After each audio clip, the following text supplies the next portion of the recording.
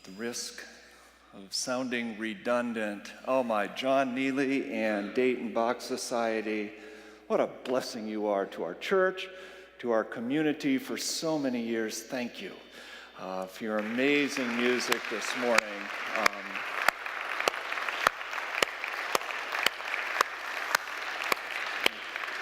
While you were singing, I really thought I was just going to be translated and taken home, and I wondered who is going to preach, but I wasn't worried about it. You'll see there in the outline a quote from Tim Irwin, who writes, "The word core has become a major idea in the physical development of athletes. Core includes all of the muscles of the midsection. The core muscles stabilize the entire body and are prime contributors to strength and coordinated movement.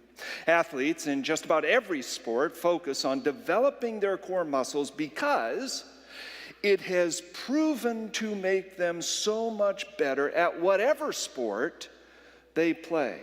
We have suggested in this current sermon series that a strong core is not only essential in sport, but in spirituality as well. And we've come together around this theme, strengthening our core, praying that God would strengthen us in the areas of gratitude, generosity, and grace today, in the final installment of this series. Now, it's been very encouraging to hear many stories from a lot of you of how you're actually trying to strengthen your spiritual muscles and generosity and grace and gratitude and so on. I love hearing from you how you're actually doing these exercises. Young adult gave me a high five the other day. She said, "When you preached on gratitude, right then during your sermon, I downloaded the app called Happy Feed, and now I'm counting my blessings every day, marking 3 moments of joy before I go to sleep every night on that app." And just listening to her did my soul good. And then earlier this week, after preaching about gratitude and generosity last week, we talked a little bit about the blue cards. One member approached me and said, "I want to underwrite and pay for everything associated with blue cards. I think that's such a great ministry," he said. "So how much does it cost for you to carry out the blue card ministry? For printing of the cards, for sending them each week," which, by the way, you can just grab one of those blue cards any week and just put the name of the person you want it to go to and then leave it at the information desk or in the offering, and we'll gladly send it. And so he said, "I want to pay for all of that." I said, "So how much does it cost per year?" And I thought about our upcoming expansion project. And I said, "Well, I think the blue cards cost about $8 million a year." So we'll see what he does with it. Actually, I didn't say that. We did figure out how much it costs. And then he said, "Okay, here's a check for double that amount for the first year." So it's kind of a challenge to our church family that we want to make this guy go broke. We want to do double the blue cards as we did last year. And he said, and I love this, he said, "I'm going to sponsor this ministry for the next 10 years. 10 years. He's willing to write out a check at the beginning of every year. So you just keep those blue cards flowing, okay?"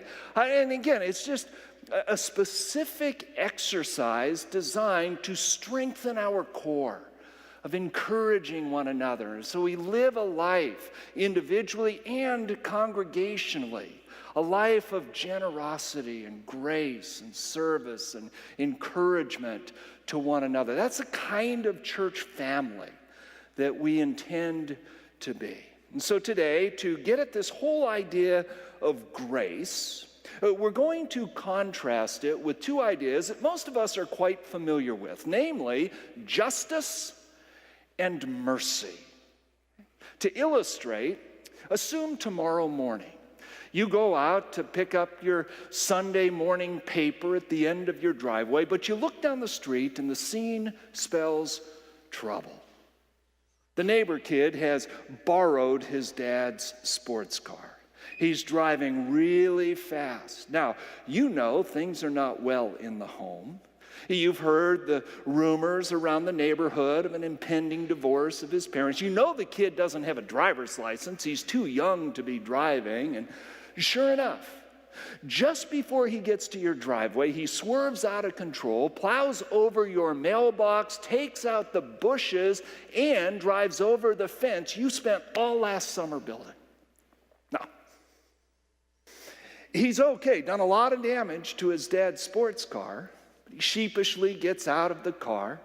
At that point, you have a choice. How are you going to respond to this kid? No doubt, some of you would treat that kid with justice. Now, if you have your outline, you might just anywhere on the outline write down some of our working definitions. If you were to treat the kid with justice, our definition means that you simply give him exactly what he deserves. So you might say something like, man, you really messed up. It's going to be expensive to repair your dad's sports car. I'm going to call the police. You probably won't get your license now until you're 18 or 21. Plus, I'm going to report this to your parents. Who knows what they're going to do. And you're going to replace my mailbox, my fence, and the bushes. If you treated the kid with justice, it wouldn't make you a mean or vengeful person at all. You're simply teaching the kid that there are consequences to choices, right? That's justice. And justice is a good thing. Others, no doubt, would treat him with mercy. Mercy means that you treat him better than he deserves. That might look something like this. Oh man, you really messed up here.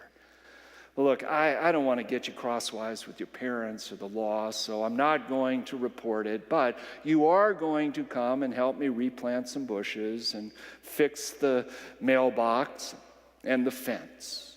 If you treated that boy with mercy, he should be very grateful after all. You treated him better than he deserved, right? Now, there may be somebody here, probably not, but maybe, somebody here who would opt to treat the kid with grace. Grace is reckless. It's risky. It's scandalous. Grace means treating him way better than he could have ever hoped or imagined. Grace might look something like this. Oh, boy, you really messed up here. But listen, I don't want to get you in trouble with anybody, so I'm not going to report it to your parents or to the police. And don't you worry about fixing the mailbox or the bushes or the fence. I'll take care of all of that. My nickel. But then grace would even take it further and say, hey, I see you've done a lot of damage to your dad's sports car.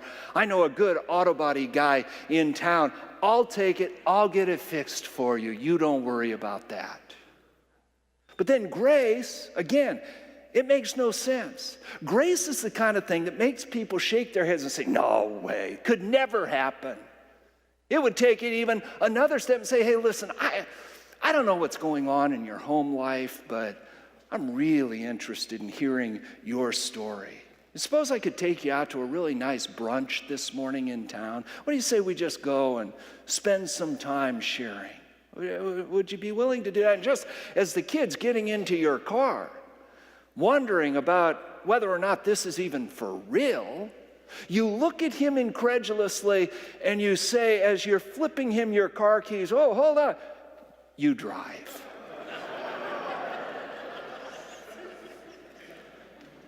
No doubt some of you are thinking, that's not very smart. Give that kid a free joyride today. Tomorrow, he's going to take out the bushes and the mailbox of your neighbor. And you know what? See, you're right. That's what makes grace so scandalous, so risky, because that could happen. But you know what also could happen? That kid could be going to bed that night and lying on his bed staring at the ceiling when it hits him, man, I was treated way better than I deserve. I mean, I made a really bad decision. And I really screwed up, and yet I don't understand that kind of treatment, that kind of grace. And you could change that kid at the core of his soul. See, that's the potential power of grace, kind of power we would love to see lived out in this faith community, where people wonder, is that for real? Like when we start treating people like Jesus treats us, we can change people's lives that way. So Scripture describes our God as a God of justice. Romans 6:23 reminds us the wages of sin is death. See, this is the way God set up his moral economy. Doesn't make God mean or nasty or vengeful. Doesn't make God unfair, quite the opposite.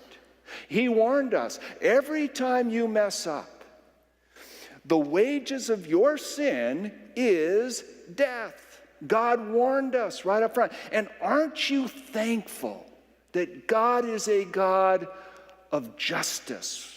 When you consider all of the unfairness and injustice in the world, aren't you glad that we serve a God who is holy and righteous and says, I will not allow wrongdoing to go unrequited forever? Justice is a good thing. Read the story just this week, written by pastor and author Mark Maynell, who tells about a friendship he had with a man named Emma. Emma lived with his family of 5 for over 30 years in Zaire, now the Republic of Congo, under the tyranny of a dictator. It's terrible stories of Mobutu, who, even though he presided over a country that was just overflowing with natural resources like diamonds and gold and copper and so on, many of the citizens of that country under his 30-year reign died of starvation, while he amassed a personal fortune valued at over $5 billion. He had homes in France and Switzerland and all over the world, while his people starved to death.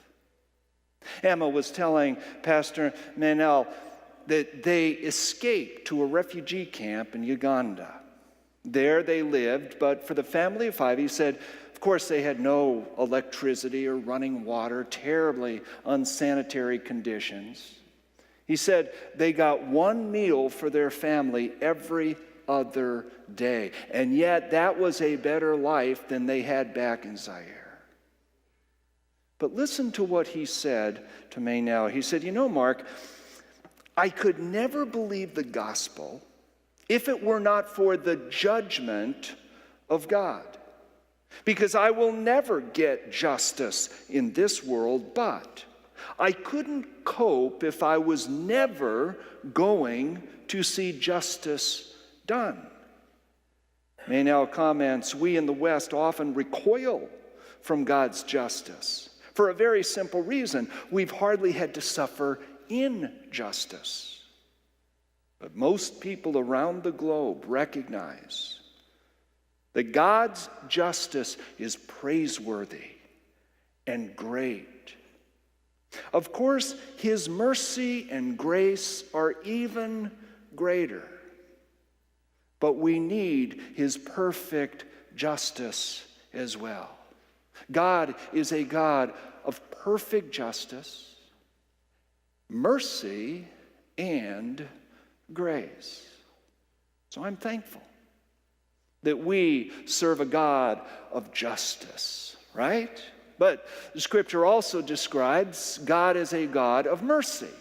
Remember, mercy means you get treated better than you deserve. Psalm 103:10 reminds us God does not treat us as our sins deserve or repay us according to our iniquities. In other words, there's not a one-to-one correlation between your sin and your punishment. The wages of sin is death, but because we serve a merciful God who treats us better than we deserve, there is not a one-to-one correlation, so that every time you sin, every time I mess up, I should be struck dead by a righteous and holy God.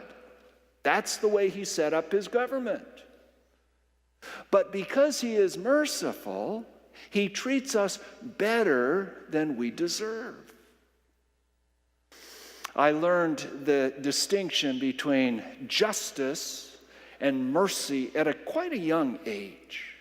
My father had this uncanny gift of losing his wallet regularly. I know I inherited that gene because I'm spending my entire life, as it turns out, looking for either my keys or my wallet. Well, I learned this from my dad. When he would get super desperate, he would then enlist the army of the 4 Haffner children to help him search. And then he would sweeten the pot and say, look, anybody who finds my wallet, I will give them $10, which back in the day, that was a lot of money. Well, my little entrepreneurial mind got working, and I schemed of a way to score some quick cash. So I hid my dad's wallet in the bottom of the toy chest in the front closet. Sure enough, 2 days later, Dad started ranting around the house, screaming, "Where's my wallet? Who's seen my billfold? Somebody!" And then he said the magic words, "Kids, help me find my wallet. Whoever helps me find it, whoever finds it for me, I will give $10. I raced to the front closet in our living room, dug to the bottom of the toy chest, triumphantly grabbed that wallet, held it high and said, "Oh, look, here it is, Dad." I wasn't a very bright child, but you already know that, don't you? Dad paid me my reward, but then 3 days later, he called me into his office alone, which was, of course, never a good thing. He stared a hole through me. "Karl, how did you know my wallet was in the bottom of the toy chest? I don't remember putting it there." Just, a lucky guess, Dad. I don't know. I just thought I'd start looking there, and I got lucky. He just stared. I squirmed and squirmed some more. Of course, I knew. He knew. So there was no denying it. Finally, of course, I confessed. "I'm sorry, Dad. I might have put it there." Dad said, "Well, yeah, I know. Thank you for confessing. I was hoping you would do it before I called you into my office, but thank you for being honest. You are going to have to give back your $10. "What? I can't do that, Dad. I've already spent it. I bought some baseball cards and a couple of candy bars. I can't do that." But Dad insisted, "Oh no, you're paying back the $10. And then I said, "That's not fair," which is something you never want to say to your father if he is a pastor. And suddenly I got a sermon. He sat me back down and said, "Hold on, young man. Let me teach you a little lesson on fairness. I am treating you more than fair. What fairness is," my dad explained, "is justice. That means you get what you deserve." Now, you and I both know you don't deserve the reward money. And if you want me to treat you with justice, that is what you deserve, then you are also going to have to pay for the long-distance phone call that I made to a gas station out of town, thinking maybe I had left it there. You are going to pay me mileage for going to the church looking for it, and then to a couple of different homes where I thought maybe I had left it. And you're going to pay all of that back with interest. That's fair. He said, I decided to treat you with mercy, which means I'm treating you a lot better than you deserve. Now, it's your choice, Karl. Do you want me to treat you with justice or mercy? I grumbled, oh, fine, mercy, whatever. And it's funny, all these years later, that was a long time ago, I still remember thinking as a boy, Dad's right. He's more than just fair. He's treating me better than I deserve. So even as young children, I think we can understand justice and even mercy. But now, when you take it to grace, I think all of us struggle with understanding grace. Ellen White makes a statement, for all of eternity, we will study the concept of grace as we see it in the cross at Calvary. And we will never fully understand it. Grace, you remember, is so outlandish. It's reckless and scandalous. It makes no sense whatsoever. Back to Romans chapter 6, the wages of sin is death. That's a God of justice. But the gift of God is life eternal in Christ Jesus. There is nothing you and I can do in order to achieve right standing with our God. Nothing at all. It is absolutely a gift. The gift of God is life eternal. It's all about grace. You remember the old story of the prodigal son, classic parable that Jesus told. Kid demands his dad's inheritance to get it early, and then he squanders it in the big city. He hits rock bottom, comes to his senses in a pigsty. He dares to imagine that perhaps, just maybe, his dad will treat him with mercy. He doesn't even dare to imagine that perhaps his dad would treat him with grace. He can't even think that far outside of the box.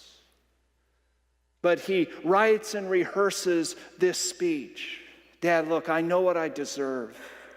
I deserve to rot for the rest of my life in a pig pen. I get it. I made bad choices. These are the consequences. That's justice. But maybe, Dad, maybe you could treat me better than I deserve. You could extend mercy, and you could just bring me on back at the ranch as a hired hand. Just treat me like one of your servants. That's all I'm asking for. Treat me better than I deserve.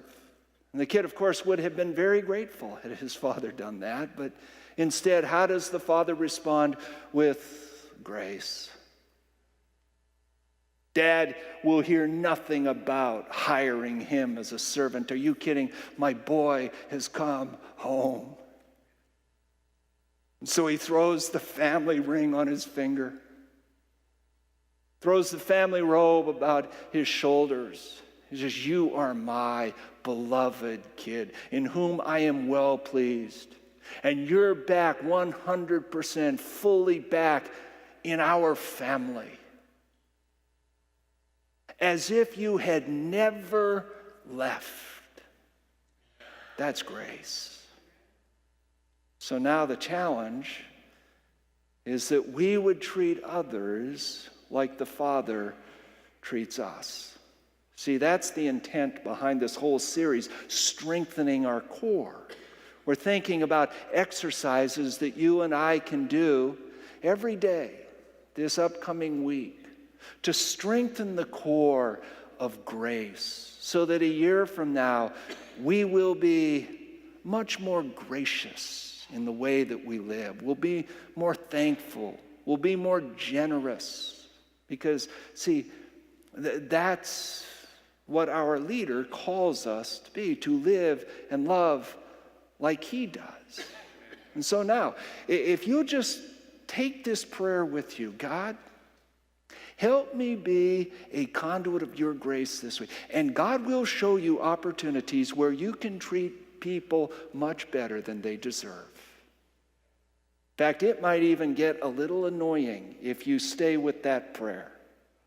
I think back years ago, when I first started thinking about the contrast between justice and mercy and grace, I went to a restaurant just to get a gift certificate. I wasn't going to eat there. I won't tell you the name of the restaurant, although it's like an old factory and they love to serve spaghetti. So you do the math. If you can figure it out, then I didn't tell you. I don't want to, undermine that great restaurant. I do love it. So I walk in, and the person there at the front desk, I said, I just need a gift certificate, that's all. And somehow he talked me into staying. I said, well, I'm really in a hurry. He said, well, it won't take long. Why don't you stay for lunch? Very well. So he seated me in the corner of the restaurant, and I waited and waited and waited for somebody to come by. 15 minutes I waited. Nobody came by. Finally, I flagged down a waiter and said, hey, what gives here? I'm really in a hurry. I wasn't planning to eat, but can I get a menu? He said, oh, really sorry. We're understaffed today. Some things came up, but we'll get right with you.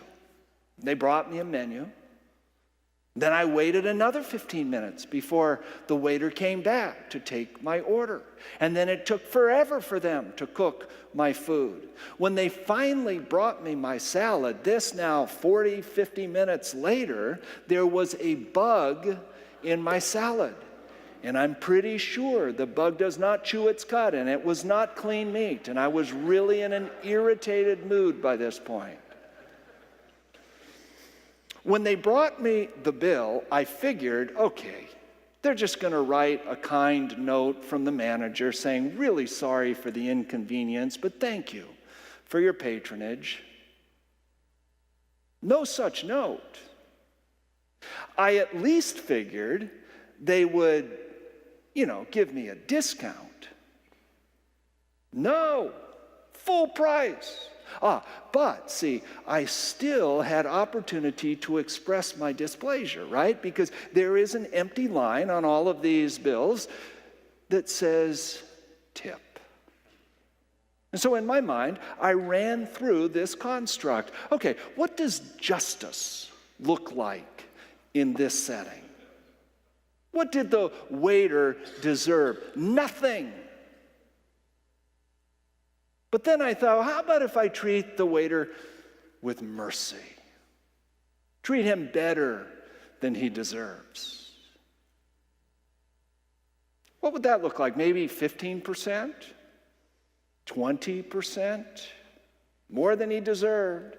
But then this nagging thought, like I say, when you start making this your prayer, you're going to get your eyes open and you're going to see lots of opportunities like this. I thought, well, what would grace do? Then there was this nagging prompting of the Spirit. Just give an outrageously generous tip. So, by the tip, I wrote in $1.2 million. No, I didn't do that. That would be taking grace a little too far. But I gave a tip of 100%, not just 100% of what the meal cost me, but also 100% of what I had paid for the gift certificate. It hurt to write that out. Now, I did it not because I am naturally a generous person or naturally a grace-filled person. I wanted to experience the angst of grace. See, as I have mentioned several times in this Strengthening Our Core series, You don't strengthen your core by accident or by hoping to get a stronger core. No, you talk to any athlete who has a strong core.